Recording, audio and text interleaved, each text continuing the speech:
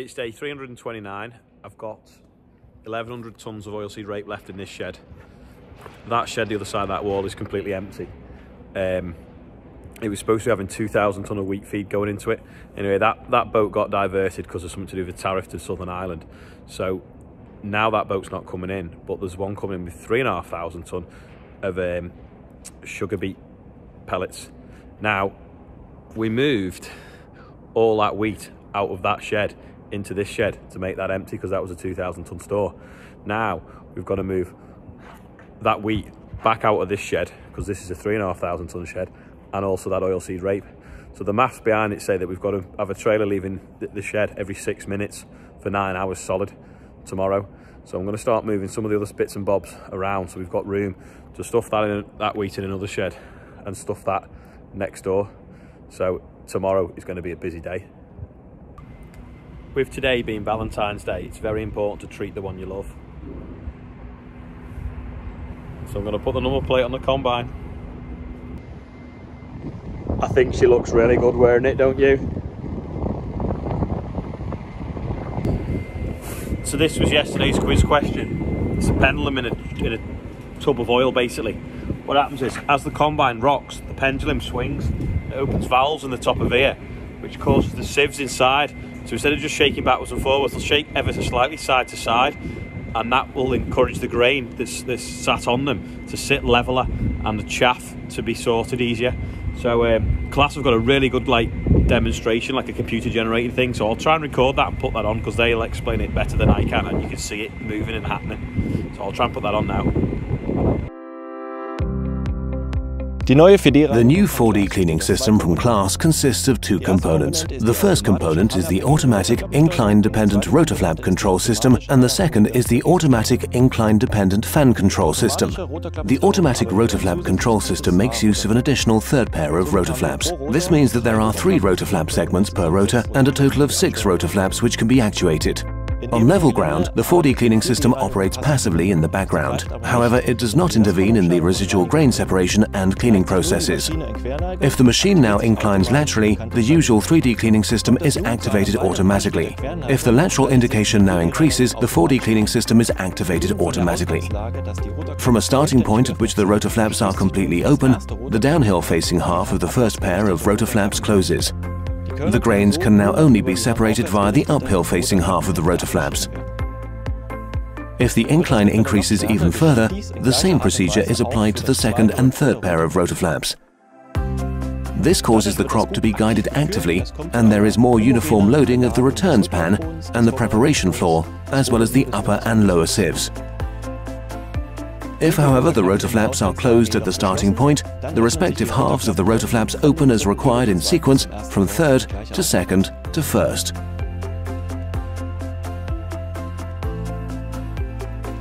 On level ground, the 4D fan control is not active. If the machine then embarks on a downhill slope, the fan speed automatically increases in proportion to the gradient of the incline. This leads to better upper and lower sieve performance. The interaction of the automatic rotor flap and fan control systems results in greater throughput and improved cleaning performance in sloping terrain. The 4D cleaning system is of course fully integrated in CMOS automatic and can be activated or deactivated by the operator. So it's a bit like, you know when you've got a jigsaw in a box and you shake the box to level all the pieces out?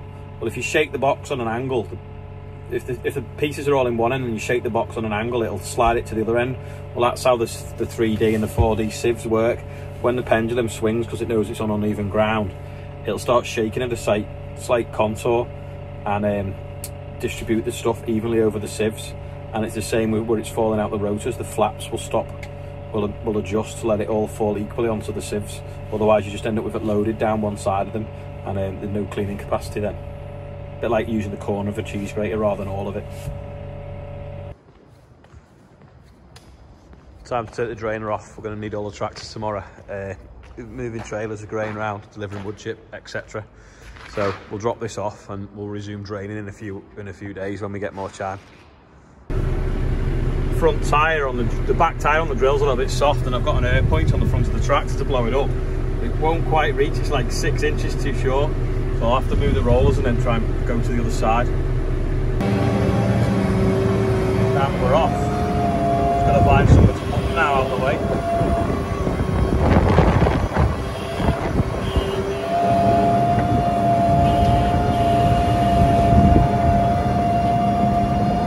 Can't be on this track to be four-wheel steer. We can shove them anywhere we want.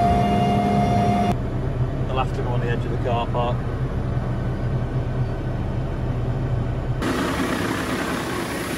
Easy fix now. Not that flat, just a little bit soft, so I'll just put a bit in it. It's not been used for one. It's obviously a bit too wet. It's still for sale, that drill, if anyone wants it before it gets traded in about 6 weeks. Just get in touch. 758 6-metre John Deere 2017 with spoked wheels for working in mud and wetter conditions, and couple of closers and weights. I think the camera on the pickle pitch might be dirty. I'll just go down and wipe it. Doesn't look too bad. Oh yeah, it's got oil on it. A bit of white.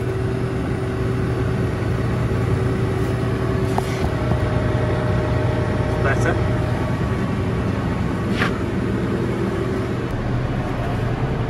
Because you sit so far forward on the fast track because the cab's in the middle and the pickle pitch is back here. It's really hard to see and judge where the pitch is, so that camera's invaluable.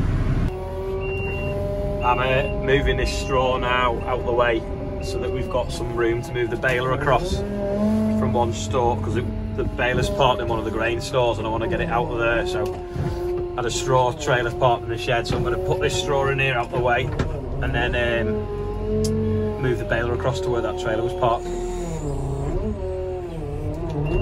And then we've got plenty of room then for moving the wheat around tomorrow. I don't know about everyone else with a farm, but unless it's big enough, all you ever seem to do is move things from one place to another, just to prioritise what needs to be undercover when it needs to be undercover. And I just feel like that's all we've done for the last 6 months. In fact, no, all we ever do, because even at harvest, we're struggling and juggling to put grain in sheds, straw under cover, different things like that. That's why them hay caps on them bales there are handy, because you can stack them outside in the summer, well in fact all winter really. So I've just nearly dropped a bale of straw over. That's because I'm using one hand. There we go. So all unloaded now. Dad's just moving that wood chip away from here.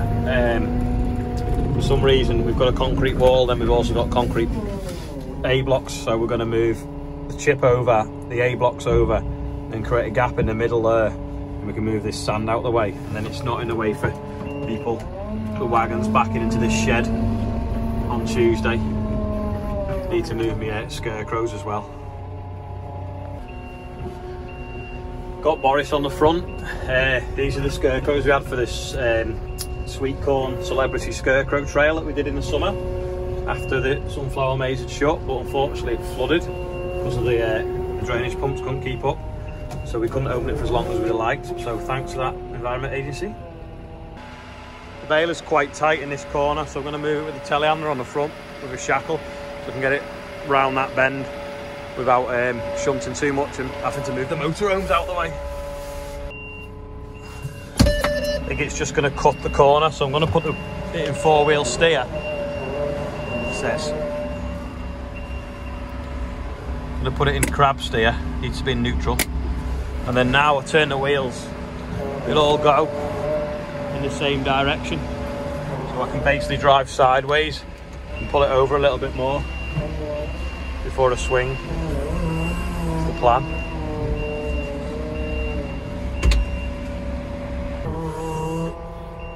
There we go, we're driving sideways. We're just going to skim that pillar now, luckily. On the door you can see better. There we go. Put it in normal mode now and off we go. Successfully out, tucked in the shed, next to the drill on the combine. Look how dusty that is compared to the combine. Combine's like shining. That's just so dusty. rusty.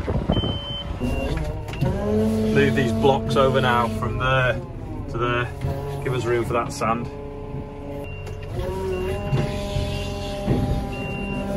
Seven minutes later, nice new wall. We make them blocks ourselves with the mould I have around the corner. Showed some of it a few days ago, about 4 nights ago now, and did a close-up of it. But they're really handy for keeping stuff separate. The other day when I was showing some of the concrete mould, this bit was missing when I found it. Well, that basically just bolts across here and it holds the tube in the right place. Originally, I think we had it, no actually yeah, we used to bolt it there, but then we found that they were top heavy.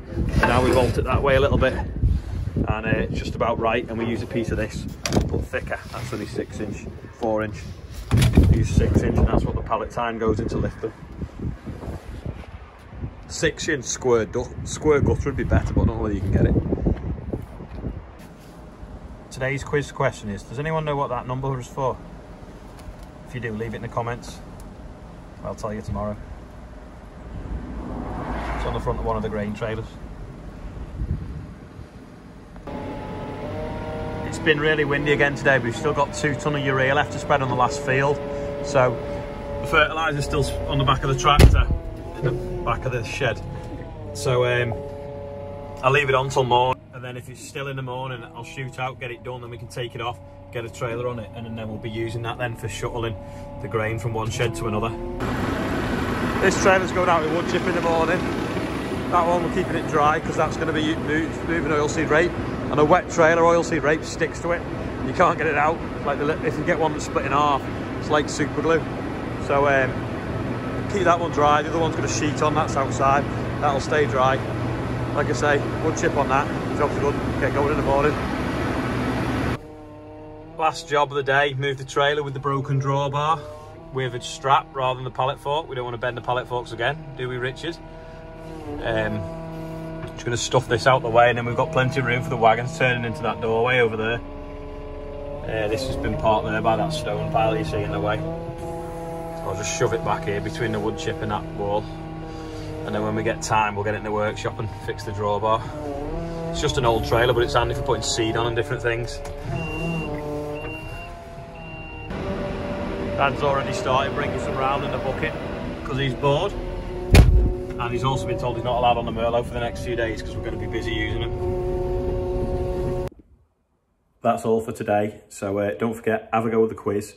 And also, be really interested to know how long people have been watching for. Have you been watching a week, a month, a day, since the beginning? Just put it in the comments and click like if you've watched the end. Thanks a lot. I'll see you tomorrow. Bye.